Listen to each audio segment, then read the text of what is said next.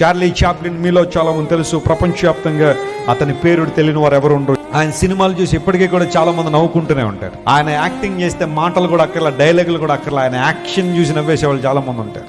అలాంటి Charlie Chaplin చచ్చిపోయే ముందు కొన్ని స్టేట్మెంట్లు చేశాడు. అందులో ఒక స్టేట్మెంట్ ఏంటో తెలుసా?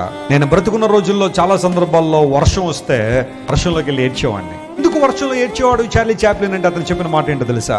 వర్షంలో నా కన్నీళ్లు కూడా ఏమైపోతుండేవి, ప్రపంచానికి నేను ఒక కమెడియన్ గానే పరిచయం అయ్యాను, కానీ నేను కూడా అందరిలాగా ఏడుస్తాను అని గనక ప్రపంచానికి తెలిస్తే నేను చేసే కామెడీకి అర్థం లేదో.